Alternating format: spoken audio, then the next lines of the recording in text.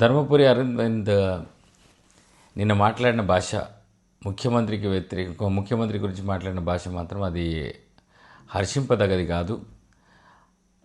అరవింద్ గారు అని చెప్పేసి ఆయన ప్రస్తావించిన నిన్న ముఖ్యమంత్రి గారు నిజామాబాద్ జిల్లాలో నిన్న జరిగిన సమావేశంలో ప్రతిసారి కూడా ధర్మపురి అరవింద్ గారు అని మాట్లాడాడు. సభకు వెళ్ళేటప్పుడు సభ వెళ్ళే ముందు కూడా ధర్మపురి శ్రీనివాస్ గారికి నివాళులు అర్పించి నిన్న సభ మొదలుపెట్టాం. అంత మర్యాదస్తుడైన ముఖ్యమంత్రిని అంత ఘోరంగా మాట్లాడుతుంటే మాత్రం సహించలేని పరిస్థితి. ఇది మంచి పద్ధతి కాదు అరవింద్. మీ నాన్న చాలా బాగా మాట్లాడుతుండే, మీ నాన్న ఎప్పుడు కూడా ఇలాంటి భాష మాట్లాడలే, ఇలాంటి భాషను వాడలే. నిన్న ముఖ్యమంత్రి గారు చాలా మర్యాదతో ధర్మపురి అరవింద్ గారు అని చెప్పేసి మాట్లాడినారు. నువ్వు అసలు నిజామాబాద్కి ఏం తీసుకొచ్చినావు? ఎంపీ అయిన తర్వాత నిజామాబాద్కి ఏం తీసుకొచ్చినావు? నువ్వు నిజామాబాద్కి ఏం తీసుకురాలేవని, స్మార్ట్ సిటీ ఎందుకు చేయలేవు అని, నిజామాబాద్ని ఒక స్మార్ట్ సిటీగా ఎందుకు రూపొందించలేవు అని చెప్పేసి నువ్వు డెవలప్మెంట్ కానీ అభివృద్ధి కానీ నిజామాబాద్ జిల్లాని ఎందుకు చేయలేవని చెప్పేసి ముఖ్యమంత్రి గారు చాలా మర్యాదతో నేను ప్రశ్నించాను. అసలు నువ్వు ఎట్లా మాట్లాడుతున్నావు అంటే, ఒక రోడ్డు మీద పోయేవాడు భాష ఏది మాట్లాడుతుంటాడో, ఒక పార్లమెంట్ సభ్యుడిగా ఉండి ఆ భాష వాడటం మంచిగా అనిపిస్తుందా నీకు? ఒక ముఖ్యమంత్రిని పట్టుకొని అలాంటి భాష వాడడం మంచిదా? ముఖ్యమంత్రి అంటే ఈ రాష్ట్ర ప్రజలు ఆయనకు ముఖ్యమంత్రిగా కోరుకున్నారు, ఓటు వేసి ఇవాళ ఆయన్ని ముఖ్యమంత్రిగా ఎన్నుకున్నారు. ముఖ్యమంత్రి ఇవాళ అయ్యాడంటే ఈ రాష్ట్ర ప్రజల ఆకాంక్షతో ఆయన అయ్యాడు. ఆయన వ్యక్తి కాదు, ఆయన ఒక వ్యవస్థ.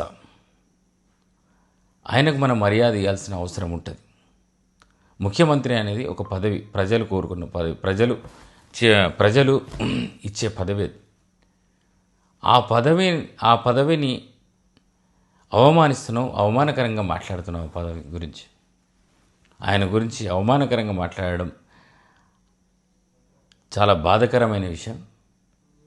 కేసీఆర్ ఓడిపోయిన తర్వాత మేము అనుకున్నాం ఈ బూత్ భాష మాయమైపోతుంది అని, ఇక బూత్ భాషకు ఫుల్ స్టాప్ పడుతుంది.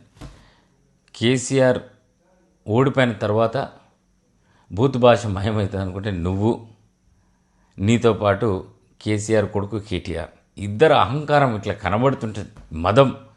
మద పిచ్చి మీ బాడీ లాంగ్వేజ్లోనే ఆగుపడుతుంటుంది ఎంత మదం ఉందో అని చెప్పి.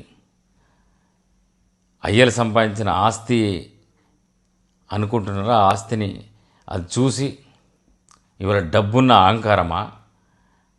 ఇద్దరు కూడా ఇవాళ ఈ రాష్ట్రంలో అహంభావం అంటే వీళ్ళ దాంట్లోనే వీళ్ళ బాడీలనే కనబడుతుంది, అహంకారం అంటే వీళ్ళ బాడీలనే కనబడుతుంది.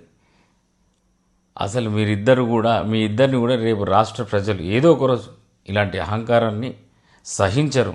కేసీఆర్ అహంకారాన్ని సహించకనే కదా ఇవాళ కేసీఆర్ని ఫామ్ హౌస్లో కూర్చుండబెట్టి ఇంటికి పంపించింది. రేపు రాజకీయాల్లో మనుగడ సాధించాలంటే తెలంగాణ ప్రజలు ఈ అహంకారాన్ని అసలే సహించరు. ఈ అహంభావాన్ని, ఈ పొగరుతనాన్ని, ఈ మదమెక్కిన వ్యక్తులని అసలే సహించరు.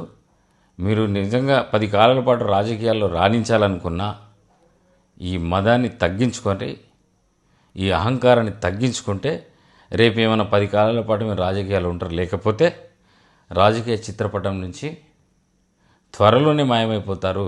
జాగ్రత్తగా ఉండు అరవింద్. ఇంకొకసారి ముఖ్యమంత్రి గారి గురించి అలా మాట్లాడితే కాంగ్రెస్ పార్టీ కార్యకర్తలు చూస్తూ ఊరుకోరు. నీ నాలుక నిన్ను కూడా చీరి చెంత గడతారని చెప్పేసి ఈ సందర్భంగా హెచ్చరించదలుచుకున్నాను.